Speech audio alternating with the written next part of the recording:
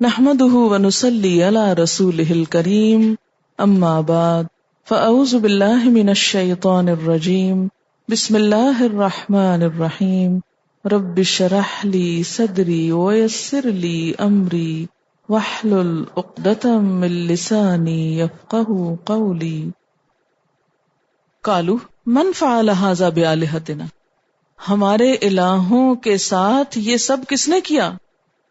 یہ ہمارے الہوں کا کیا ہوا؟ جس نے بھی کیا انہ لمن الظالمین، بڑا ظالم۔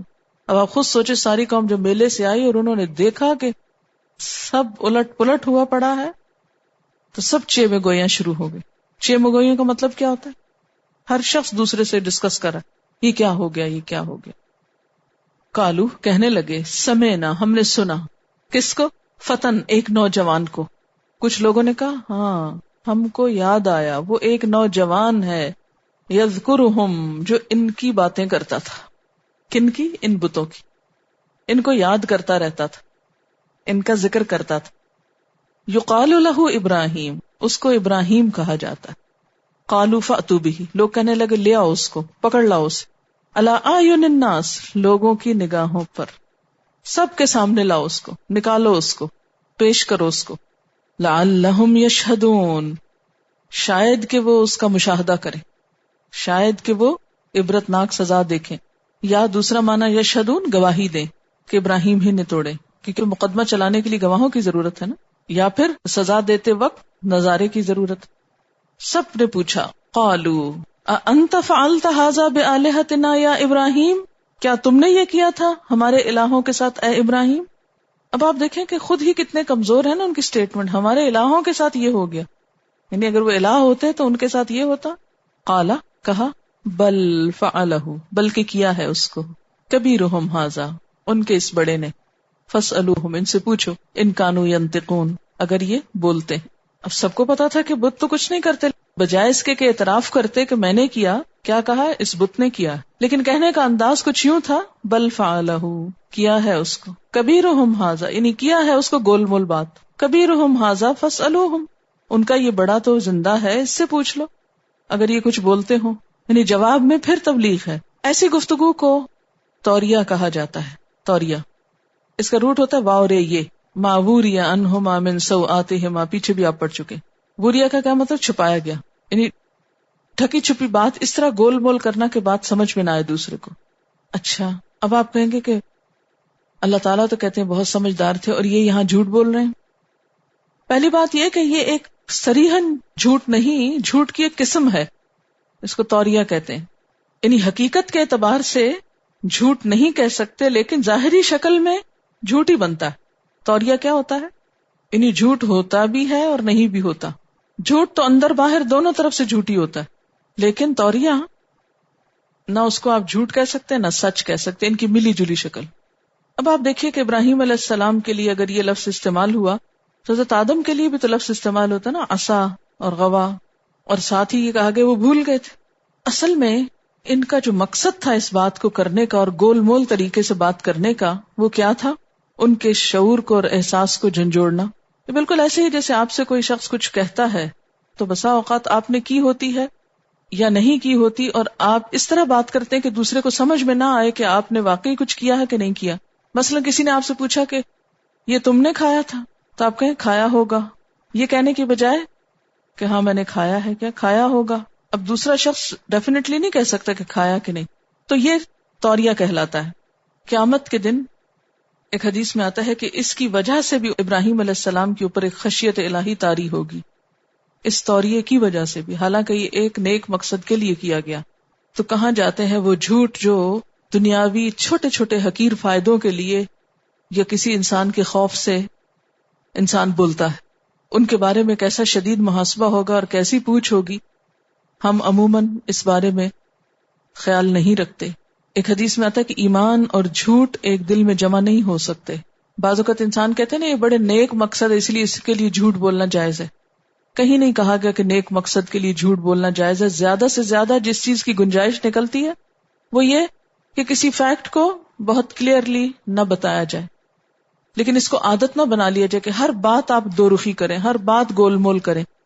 لیکن صریحاً صاف جھوٹ بولنا، چھوٹی چھوٹی باتوں کو بہانہ بنا کے کہ مجبوری تھی کیا کرتے، جھوٹ نہ بولتے تو پکڑے جاتے، یہ اسلامی اخلاق نہیں ہے. فرجعوا الی انفسہم، تو وہ اپنے نفسوں کی طرف پلٹے، یعنی تھوڑی دیر کے لیے کیا ہوا، وہ سوچ میں پڑ گئے، غور کرنے لگے. فقالو، تو کہا، انکم انتم الظالمون، بے شک تم خود ہی ظالم ہو، یعنی لاجواب ہو کر خود کو ہی ظالم کہا. یا پھر دوسرا معنی کیا ہے کہ تم اتنا بھی نہ کر سکے اپنے الہوں کو بچاتے. ثم نکسوا علی رؤوسہم، پھر وہ الٹائے گئے اپنے سروں پر، یا کہ ان کا دماغ الٹ گیا، پھر سر پھر گیا. یعنی تھوڑی دیر کے لیے ضمیر جاگا، روشنی ہوئی، سپارک ہوا، اور یہی وقت تھا کہ ایمان لے آتے. لیکن جیسے موسیٰ علیہ السلام کے سامنے وہ جو جادوگروں نے جب حق کو دیکھا تو ایمان لے آئے، یہاں بھی بالکل وہی موقع آیا ہے، لیکن ان کو توفیق ہوئی، ان کو نہیں ہوئی. دماغ چل گیا. لقد علمت، تم تو جانتے ہو، ما ہؤلاء ینطقون، یہ تو بولتے ہی نہیں، تم کو تو سب پتا ہے کہ یہ بات نہیں کرتے. قالا، تو پوچھا، افتعبدون من دون اللہ ما لا ينفعکم شیئا ولا یضرکم، کیا پھر بھی تم عبادت کر رہے ہو اللہ کے سوا ان کی جو نہ تم کو فائدہ دیتے ہیں نہ نقصان؟ یعنی تم خود ان کی بے بسی کے اعتراف پہ مجبور ہو اور پھر بھی تم انہی کی عبادت کر رہے ہو. اف لکم، اف تم پر، ولما تعبدون من دون اللہ، اور ان پر بھی جن کو تم اللہ کے سوا پوج رہے ہو. افلا تعقلون، کیا تم عقل سے کام نہیں لیتے ہو؟ عقل ہی سے کام لے کر دیکھو. قالو، لیکن انہوں نے عقل استعمال نہیں کی، جذبات استعمال کیے، جذبات کی رو میں بہہ گئے، حمیت اور عصبیت چھا گئی. عصبیت کیا ہوتی؟ خود اپنی سوچ، اپنی بات کو درست قرار دینا اور دوسروں کو حق پر ہوتے ہوئے ان کے حق کو نہ ماننا، کہ جو میں ہوں یا میرا خاندان ہے یا جو میرا طور طریقہ بس وہی ٹھیک ہے، باقی سب غلط ہے، چاہے عقل میں آ بھی جائے بات. قالوا حرقوه، کہنے لگے جلا دو اس کو، جلا ڈالو اس کو. کون سا باب ہے؟ حرقو، فاعلو، معنی کیا؟ شدت، مبالغہ. حرقوه، جلا دو اس کو، جلاؤ اس کو. وانصروا آلہتکم، اور مدد کرو اپنے الہوں کی، الہوں کی مدد کرو. ان کنتم فاعلین، اگر ہو تم کچھ کرنے والے. کس قدر نان سینس بات ہے نا. الہ کس لیے ہوتا ہے؟ کہ بندوں کی مدد کرے، اور یہاں وہم لہم جند محضرون، الٹے حاضر باش لشکر بنے ہوئے ہیں کہ ان کی حفاظت کرے. یعنی انسان اپنے الہوں کی حفاظت کرے تو پھر وہ الہ ہی کیا. قلنا یا نار کونی بردن، ہم نے بھی کہا اے آگ ٹھنڈی ہو جا، کونی بردن ٹھنڈی ہو جا، وسلامن علی ابراہیم، اور سلامتی ہو جا ابراہیم پر، اور سلام ابراہیم علیہ السلام پر. حضرت عائشہ رضی اللہ تعالیٰ عنہ کے گھر میں ایک نیزہ دیکھ کر ایک عورت نے سوال کیا کہ یہ کیوں رکھ چھوڑا ہے؟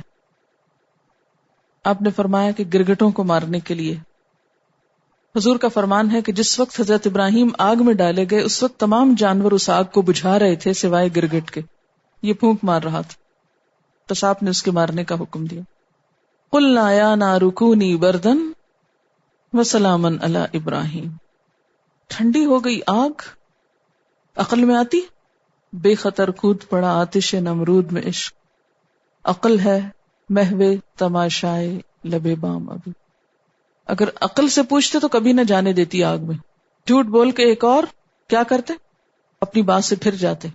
لیکن سچ پر قائم رہے، حق پر قائم رہے، اور حق کے لیے اپنی جان کی بھی پرواہ نہ کی. کہتے ہیں کہ ان کا باپ خود ان لوگوں میں شامل تھا جو آگ بھڑکا رہے تھے، لکڑیاں لا رہے تھے. ساری قوم اپنے الہوں کی مدافعت میں لکڑیاں چن رہی تھی. کہتے بہت بڑا الاؤ تیار کیا گیا. قلنا یا نار کونی بردا وسلاما علی ابراہیم. لیکن اللہ کی طاقت سے بڑی طاقت اور کس کی ہو سکتی ہے؟ انہوں نے اپنا کام کیا، اللہ نے اپنا کام کیا. وَأَرَادُوا بِهِ كَيْدًا، انہوں نے ارادہ کیا اس کے ساتھ ایک چال چلنے کا.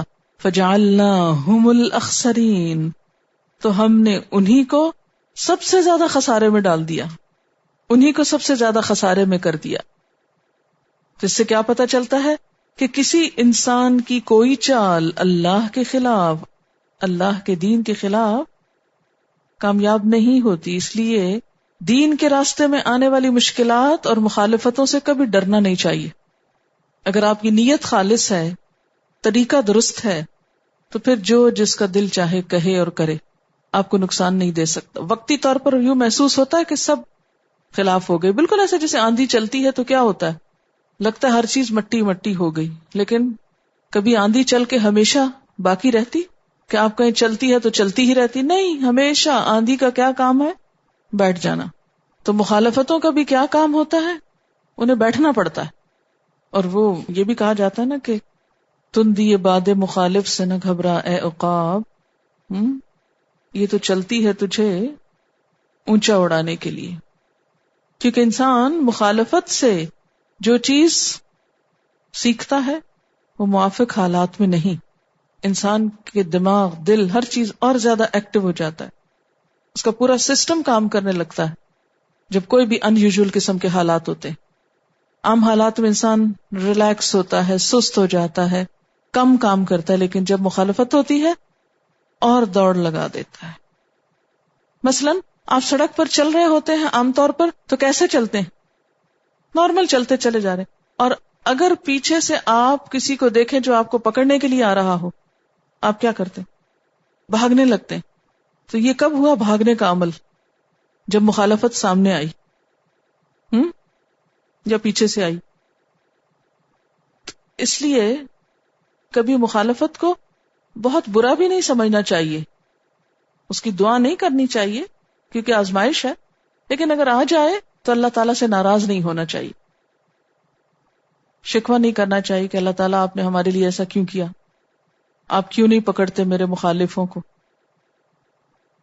ان آیات میں حضرت ابراہیم علیہ السلام کا کردار ایک ایسے نوجوان، ایک ایسے شخص کا دکھایا گیا ہے جو معاشرے کی روایات سے ہٹ کر ایک نئی راہ لیتا ہے. صرف یہ نئی راہ منتخب کرنا ہی اپنے آپ کو ایک امتحان میں ڈالنے کے مترادف تھا. اصل آزمائش کیا تھی کہ انہوں نے ایک نیا راستہ اپنایا تھا جو پوری قوم کے راستے کے خلاف تھا، لیکن وہ اس امتحان کو دینے کے لیے راضی ہو گئے کیونکہ وہ اپنے معاشرے کو، اس سارے سسٹم کو سمجھ چکے تھے، اس میں موجود خرابیوں کو انہوں نے محسوس کر لیا تھا. اب وہ ان سے جان چھڑانا چاہتے تھے. اس کے لیے انہوں نے اس راہ کا انتخاب کیا جو کانٹوں کی سیج تھی. سوال یہ پیدا ہوتا ہے، لوگوں نے اپنے معبودوں کے ٹوٹ جانے پر اتنی برہمی کا اظہار کیوں کیا؟ اصل میں یہ صرف بت ہی نہ تھے جو ٹوٹے، بلکہ ان کے غلط عقیدوں کی بنیاد گرائی گئی تھی.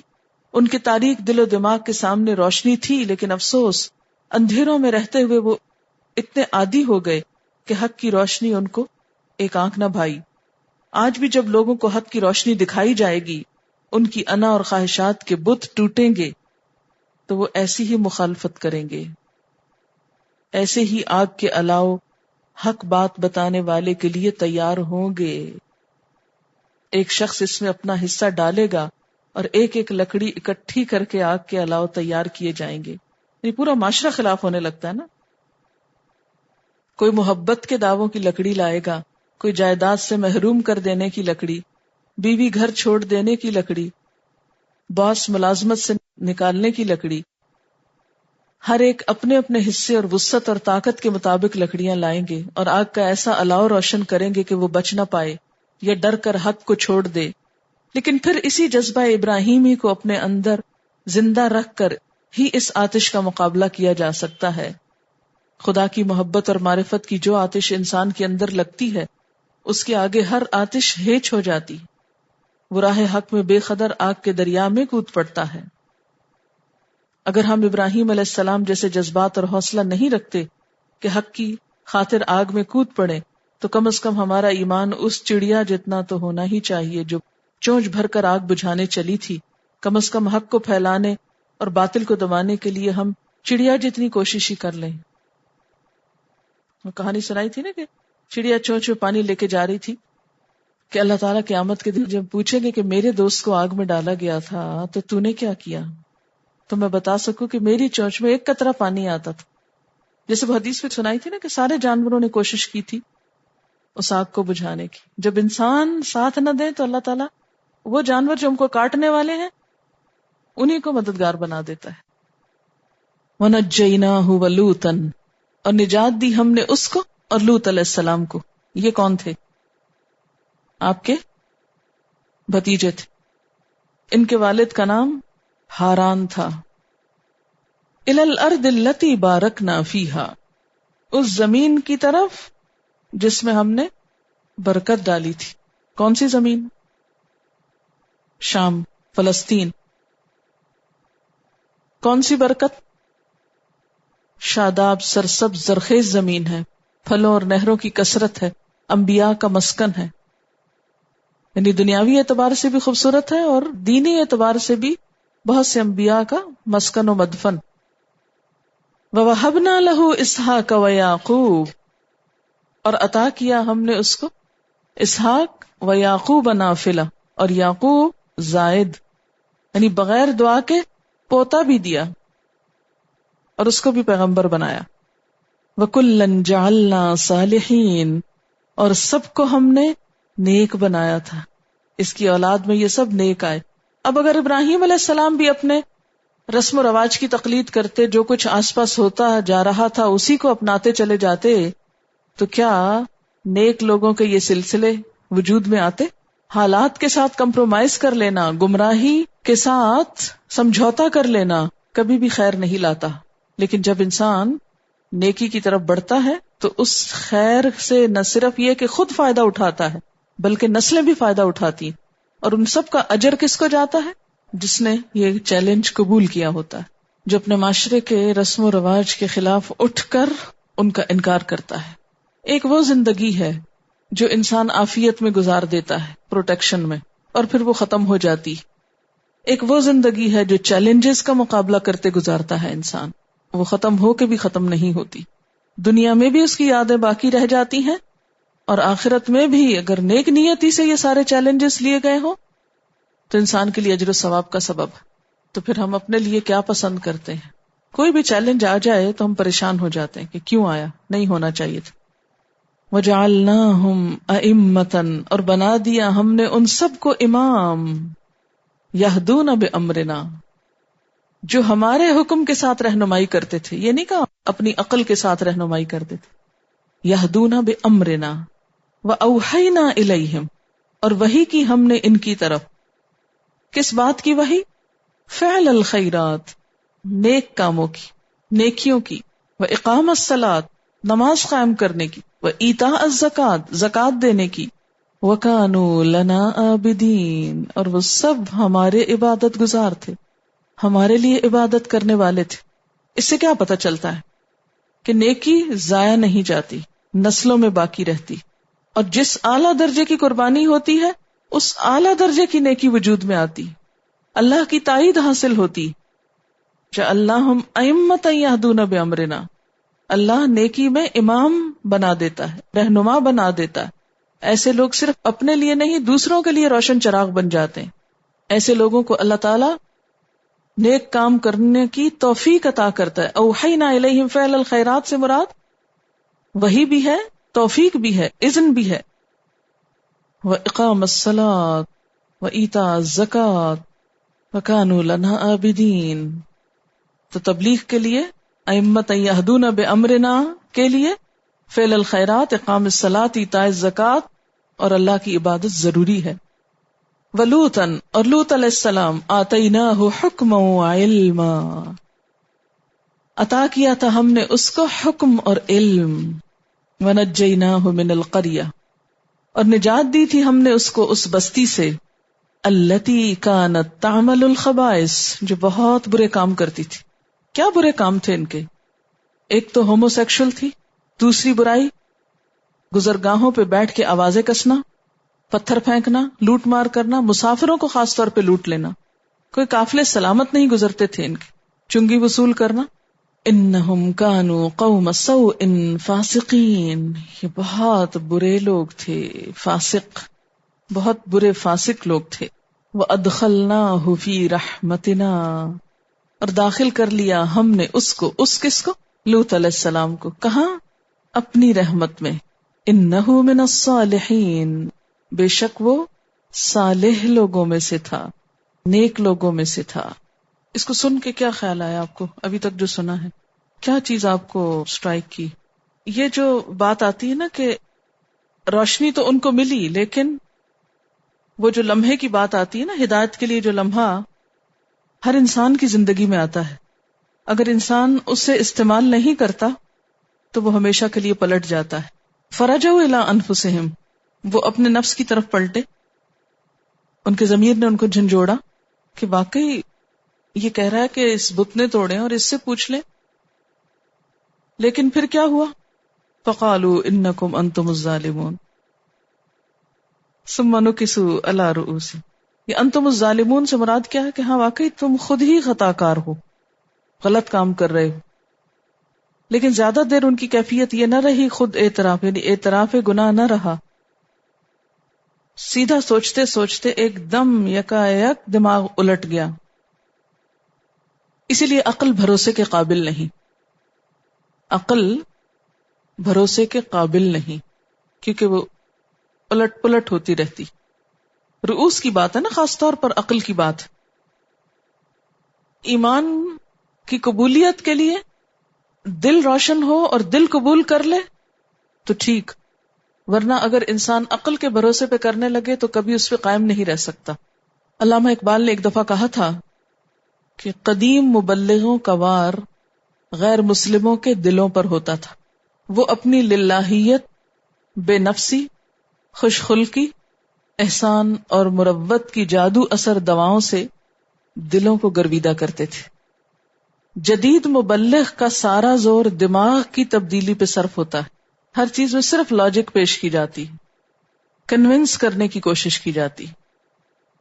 وہ صداقت اسلام پر ایک دلیل دیتا ہے، مقابلے میں دوسری حجت غیر مسلم پیش کر دیتے ہیں، اور اس سے ضد پیدا ہوتی جاتی اور ہدایت ختم ہو جاتی. تو مبلغ کا کمال کیا ہے کہ اس کی تقریر یا تحریر میں دلائل تو ہوں، لیکن ایسے دلائل جو صرف دماغ نہیں دل کو پگھلا دے، دل کو بھی متاثر کرے. کیونکہ بعض اوقات کیا ہوتا ہے کہ وہ تبلیغ جو صرف دل کو متاثر کرے وہ بھی دیر پا نہیں ہوتی. وقتی طور پہ انسان روتا دھوتا ہے اور پھر ختم. اور وہ تبلیغ جو صرف دماغ کو متاثر کرے وہ بھی دیر پا نہیں ہوتی، کیونکہ وہ بھی الٹ جاتا ہے، جیسے ان کا الٹ گیا. عقل میں آ گئی بات لیکن پھر گئے. تو اس کے لیے ضروری کیا ہے؟ تبلیغ ایسی ہو جو بیک وقت دل اور عقل دونوں کو ساتھ لے کے چلے. یعنی کنونسنگ دلائل ہوں لیکن ایسی مؤثر زبان اور طریقے سے بیان کیے ہوئے کہ جس میں انسان دل سے قبول بھی کرے اور کنونس بھی ہو جائے. یعنی اس کو آپ عام زبان میں یہ کہہ سکتے ہیں کہ اسلام کی طرف قائل کرنے کے ساتھ مائل بھی کریں، لیکن صرف قائل نہ کریں، کیونکہ قائل تو یہ بھی ہو گئے تھے نا، لیکن مائل نہ ہوئے. مائل ہونے میں رکاوٹ تھی ان کے. تو اس میں ہم سب کے لیے کیا سبق ہے؟ اچھا، قائل کرنے کے لیے سارا زور عقلی دلیلوں پہ ہوتا ہے اور مائل کرنے کے لیے اخلاق چاہیے ہوتا ہے. جب تک یہ دونوں چیزیں ساتھ نہ ہو، مثلاً آپ کتنی بھی بڑے سے بڑی سچی بات کریں لیکن اگر وہ خوبصورت انداز سے نہیں کی گئی تو دوسرا شخص ماننے کے باوجود نہیں مانے گا. اور اکثر مبلغ اس نقطے کو بھول جاتے ہیں جس کی وجہ سے لوگ دین کے قریب آنے کی بجائے اور دور بھاگ جاتے ہیں. حضرت ابراہیم علیہ السلام کے جتنے بھی سوال ہیں ان میں ایک دلیل ہے، لیکن وہ کسی کا بھی جواب نہیں دے پائے، اس کے باوجود نہیں مانے. مناظرے میں ایک دنگل میں آپ پہلوان کی طرح ہرا دیں دوسرے کو، لیکن اس کے باوجود لوگ مانتے کہاں. حضور صلی اللہ علیہ وسلم کا انداز بھی دلوں کو مسخر کرنے والا تھا. وہ ایک شعر بھی ہے نا، جو دلوں کو مسخر کرے وہی فاتح زمانہ، کوئی ایسا معنی ہے اس میں. آپ صلی اللہ علیہ وسلم کی شخصیت میں ایمان بھی ہے، علم بھی ہے، عمل بھی ہے، اخلاق ہے، خیر خواہی ہے، اور یہ ساری چیزیں مل کر ایک تبدیلی لاتی.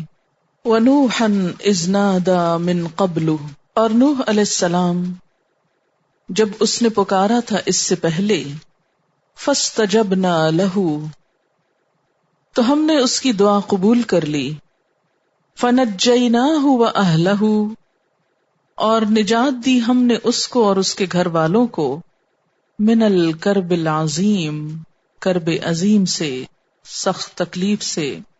یہاں اشارہ ہے نوح علیہ السلام کی اس دعا کی طرف جو انہوں نے ایک لمبی مدت تک اپنی قوم کو تبلیغ کرنے کے بعد اللہ تعالی سے مانگی تھی، جبکہ قوم ان کی بات سننا ہی نہ چاہتی تھی. دعا کیا تھی؟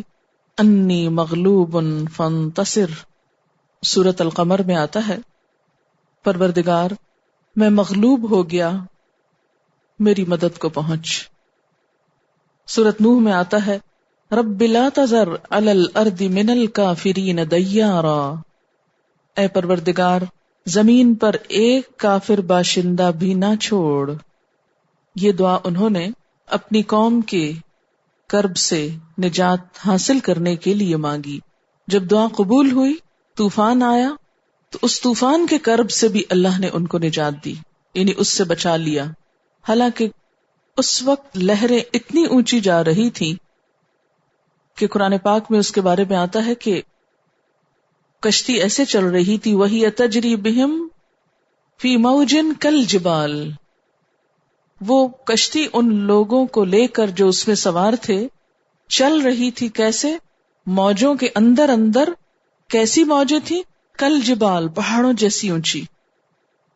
تو آپ خود سوچیں کہ ایک ایک لہر پہاڑ جتنی اونچی، تو کشتی بھی پھر کہاں جاتی ہوگی، پھر نیچے آتی ہوگی. تو یہ ایک کتنا ڈرا دینے والا ہولناک سین تھا، جس کے لیے اللہ تعالیٰ نے فرمایا کہ ہم نے اس کو اس کرب عظیم سے نجات دی. تو پہلا کرب عظیم کیا ہے؟ وہ قوم کی بے رخی، قوم کا انکار اور مسلسل مذاق اڑانا، اور دوسرا اس طوفان سے نجات مل جانا. وَنَصَرْنَاهُ، اور ہم نے مدد کی اس کی، من القوم الذین کذبوا بآیاتنا، ان لوگوں کی قوم سے جنہوں نے ہماری آیات کو جھٹلا دیا تھا. انہم کانوا، کیونکہ وہ تھے، قوم سوء، برے لوگ. فاغرقناہم اجمعین، تو ہم نے غرق کر دیا ان سب کو، سب کے سب کو. تو اس سے کیا پتہ چلتا ہے کہ اللہ کے نافرمان خواہ تعداد میں کتنے ہی کیوں نہ ہوں، کیسے ہی کیوں نہ ہوں، لیکن اللہ کی مدد کے مستحق نہیں ہو سکتے، اللہ کی طاقت کو زیر نہیں کر سکتے. فتح بالآخر اسی کی ہوتی ہے جو خدا کے ساتھ ہوتا ہے، اور جس کے ساتھ خدا ہوتا ہے، اور جس کے ساتھ خدا ہو جائے وہ کہیں بھی پھر نقصان نہیں اٹھاتا. وَدَاوُودَ، اور داؤد علیہ السلام، وَسُلَیمان، اور سلیمان علیہ السلام، اذ یحکمان، جب وہ دونوں فیصلہ کر رہے تھے، فی الحرث، ایک کھیت کے بارے میں. مسئلہ کیا تھا، معاملہ کیا تھا؟ اذ نفشت، جب بکھر گئیں، پھیل گئیں، منتشر ہو گئیں، فیہ، اس میں، کس میں؟ کھیت میں. کیا؟ غنم القوم، قوم کی بکریاں، کچھ لوگوں کی بکریاں پھیل گئیں. وَكُنَّا لِحُكْمِهِمْ شَاهِدِينَ، اور ہم ان کے فیصلے کو دیکھ رہے تھے.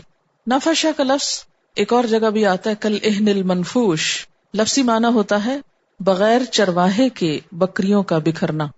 جب چرواہا ہوتا تو آپ نے دیکھا ہوگا بکریاں ساتھ ساتھ جڑ کے چل رہی ہوتی، لیکن اگر وہ کہیں سو جائے یا ان کو کھلا چھوڑ دے تو بکریاں کیا کرتی؟ ہر ایک اپنی مرضی سے جدھر جس کا دل چاہے چلی جاتی. یہ واقعہ قرآن پاک میں تو بس اتنا ہی بیان ہوا ہے، لیکن مفسرین نے اس کی جو تفسیر کی ہے وہ کچھ یوں ہے کہ ایک شخص کے کھیت میں دوسرے شخص کی بکریاں رات کے وقت گھس گئی تھیں.